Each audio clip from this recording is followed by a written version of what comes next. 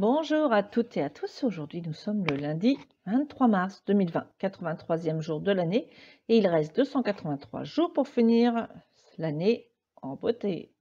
Le 23 mars, nous fêtons Saint-Victorien et Rebecca. Le dicton du jour du 23 mars 2020, s'il pleut à la Saint-Victorien, tu peux compter sur du bon foin, et s'il gèle à la Saint-Victorien, en pêche, en abricot, il n'y a rien. Le conseil jardinage du 23 mars, aujourd'hui c'est le moment de faire démarrer au chaud dahlia et bégonia tubéreux, de tailler le grosellier à maquereau et de semer des bêtes. La carte du jour est intitulée Créativité et est issue du jeu de cartes Amour universel. Créativité. Une aura de créativité vous entoure. La force universelle de la vie remplit votre âme et cherche à se manifester à travers vous. Seriez-vous un canal pour transmettre la lumière divine? Si la réponse est oui, alors ouvrez votre cœur et laissez de côté l'autocritique et les doutes. Laissez les couleurs de votre âme se répandre à travers vous.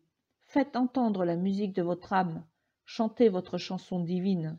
Dansez votre danse divine. Exprimez chaque sentiment et chaque émotion et autorisez-vous à briller. Faites un avec votre âme, avec votre propre vérité éternelle. Rêvez le rêve divin et aimez d'un amour inconditionnel. Suite de la lecture du livre de Louisette, transformez votre vie. Votre esprit est un outil. Vous êtes beaucoup plus que votre esprit, dont vous imaginez peut-être qu'il est votre maître, simplement parce que vous vous êtes habitué à penser ainsi. En fait, vous pouvez le déconditionner. Votre esprit est un outil dont vous pouvez disposer à votre guise. La manière dont vous l'utilisez aujourd'hui n'est que le résultat d'une habitude. Toutes les habitudes peuvent être changées, pour autant qu'on le désire ou que l'on sache que cela est possible. Faites un moment le silence dans votre esprit et réfléchissez à cette idée. Mon esprit est un outil que je peux utiliser comme je l'entends. Les pensées que vous choisissez de penser créent votre expérience. Si vous croyez difficile de changer une habitude ou une pensée, le fait d'avoir choisi cette pensée en fera une vérité pour vous. En revanche, si vous choisissez de croire « il me devient plus facile d'effectuer des changements », le choix de cette pensée fera d'elle une vérité pour vous. Le contrôle de l'esprit. Il réside en vous une force et une intelligence incroyables qui répondent constamment à vos pensées et paroles. Vous pourrez maîtriser cette force en contrôlant votre esprit par le choix conscient de vos pensées. Ne pensez plus que votre esprit est votre maître, mais bien au contraire que vous le dominez. C'est vous qui vous en servez et vous pouvez cesser de penser selon vos anciens schémas. Quand il tente de remonter à la surface et que vous vous affirmez « il est si difficile de changer », reprenez vite le contrôle de votre mental. Dites à votre esprit « je choisis maintenant de penser qu'il devient plus facile pour moi d'effectuer des changements ». Vous devrez peut-être le répéter à votre esprit jusqu'à ce qu'il admette que vous êtes son maître et qu'il obéisse à vos ordres. Seule votre pensée du moment est contrôlable. Vos anciennes pensées ont disparu. Vous ne pouvez plus rien faire à leur propos, excepté en finir avec les expériences qu'elles ont amenées. Vos pensées futures ne sont pas encore formées et vous ignorez ce qu'elles seront. Mais vous maîtrisez totalement votre pensée actuelle, celle qui vous traverse l'esprit à cet instant précis. Exemple. Imaginez un petit enfant à qui l'on n'a jamais imposé une heure pour se coucher. Un jour, vous décidez qu'il doit, dorénavant, aller au lit tous les soirs à 8 heures. À votre avis, que se passera-t-il le premier soir? Il se révoltera contre cette nouvelle règle, protestera, pleurera et tentera de rester debout le plus tard possible. Si vous lui cédez cette première fois, il aura gagné et cherchera à avoir toujours le dessus. Cependant, si vous maintenez fermement votre décision, La révolte diminuera peu à peu jusqu'à ce que s'établisse une nouvelle routine. Le processus est comparable pour votre esprit. Il est évident qu'il se révoltera au début. Il refuse cette rééducation, mais vous êtes le maître. Et si vous restez centré et décidé, il faudra peu de temps pour qu'une nouvelle structure mentale s'établisse. Et vous constaterez avec bonheur que vous n'êtes pas la victime impuissante de vos propres pensées, mais en vérité le maître de votre esprit. Exercice, lâcher prise.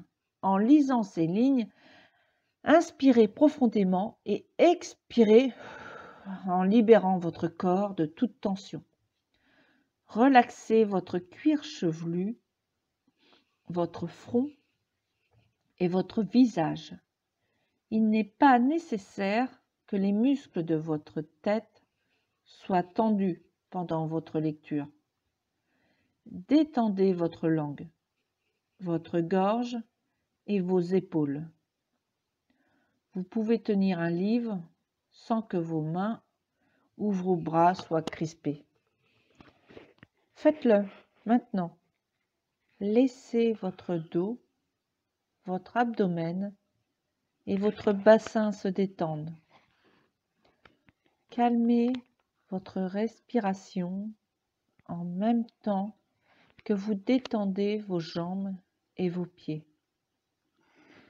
Ressentez-vous un changement notable dans votre corps depuis que vous avez commencé à lire ce paragraphe? Remarquez à quel point vous persistez à vous crisper. Si vous le faites avec votre corps, vous le faites aussi avec votre esprit. Dans votre position détendue et confortable, dites-vous: je suis décidé à lâcher prise.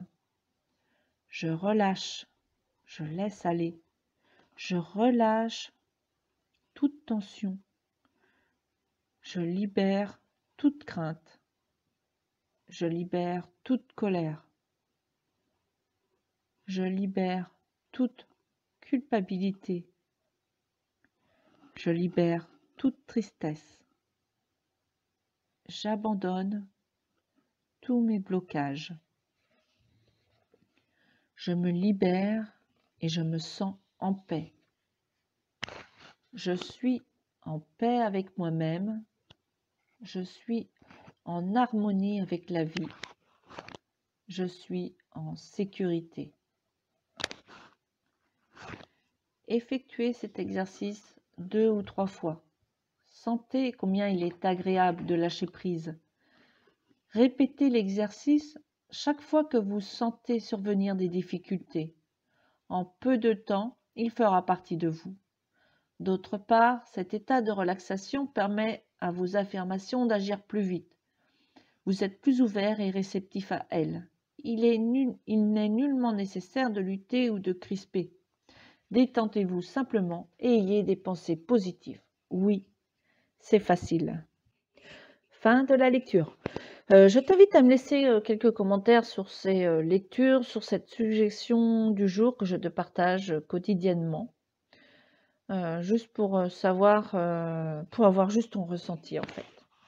Voilà, je te souhaite une très très belle fin de journée, dans la joie et la bonne humeur, et je te souhaite de prendre bien soin de toi. Je te dis à demain.